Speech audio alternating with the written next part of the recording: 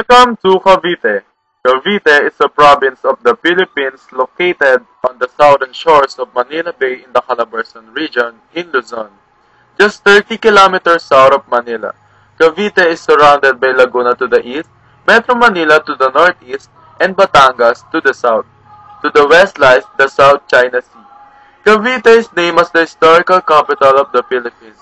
It is the cradle of Philippine Revolution and the birthplace of Philippine independence. Cavite got its name from the Tagalog word kawit, which means hook, owing to the hook-shaped land on the old Spanish map. The land was formerly known as Tangway, where Spanish authorities constructed a fort from which the city of Cavite rules. Cavite is a historic, picturesque, and scenic province providing a place conducive to both leisure and business. Tagaytay City serves as the main tourist center. Historical attractions and sites are Fort San Felipe and Sangli Point, both in Cavite City, Corregidor Island, General Trias, Calero Bridge, the Veleta, Battle of Alapan Marker, and Flag in Imus. Zapote Bridge is Bacoor, Battle of Pinakayan Monument in Kawit, the Heroes Convention site in Rosario, and Aguinaldo Shrine, the site of the Declaration of Philippine Independence in Kawit. Several old churches stand as glorious reminders of how the Catholic faith has blossomed in the province of Cavite. Existing museums include Hieronimo de los Reyes Museum, General Trias, Museo de las Saldas Marinas, Philippine Navy Museum, Baldomero Aguinaldo Museum, Kawit, and Library Museum. There are 8 bird-class golf courses in the province. Natural wonders are mostly found in the upland areas such as Tagaytay Ridge, Macabag Cave in Maragondon, Malete Falls in Amadeo, Malibig-Libig Falls in General Aguinaldo Magallanes Falls.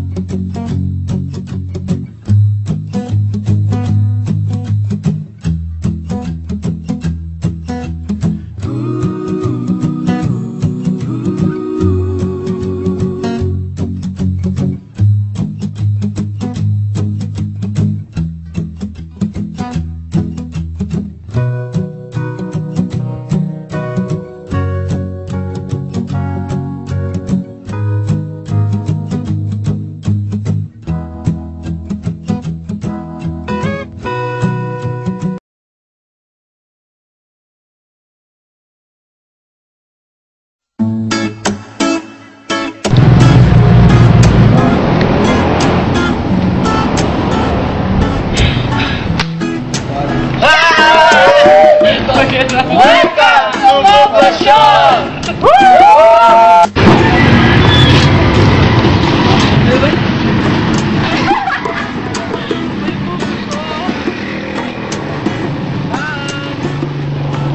Wow!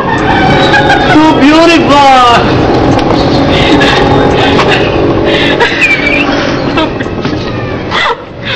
Halata naman ako.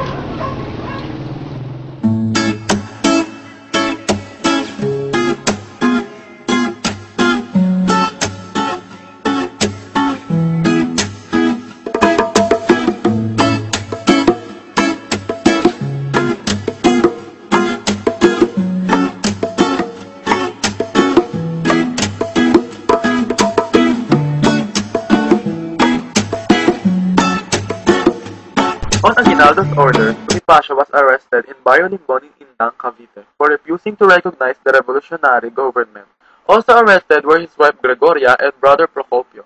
In the brief but intense struggle, Bonifacio was stabbed in the throat and grazed by a bullet in the shoulder. His brother Ciriaco was killed. The wounded Bonifacio was placed in a hammock and brought back to Naip, along with Gregoria and Procopio, for a pretrial hearing based on sufficient cause. A military court was quickly convened in Maragondon, Cavite.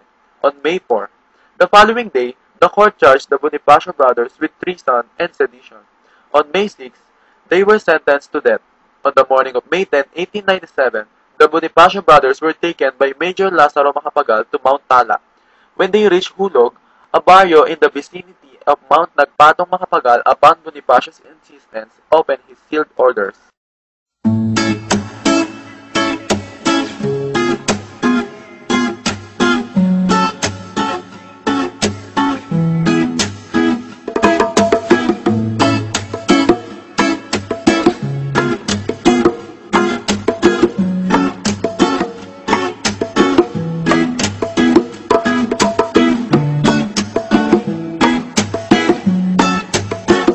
The order was of the execution of the two brothers, with a warning of severe punishment should he fail to execute the order.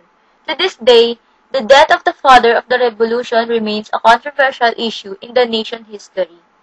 The house in Maragondon, Cavite, where a military court tried Katipunan founder Andres Bonifacio and his brother Procopio, has been turned into a museum, commemorating a significant, if dark, episode in our history.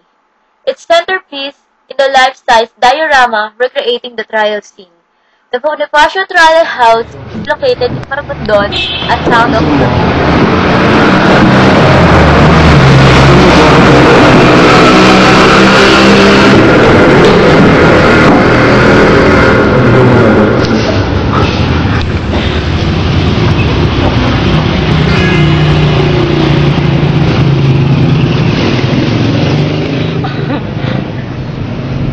Uy, picture naman tayo dito.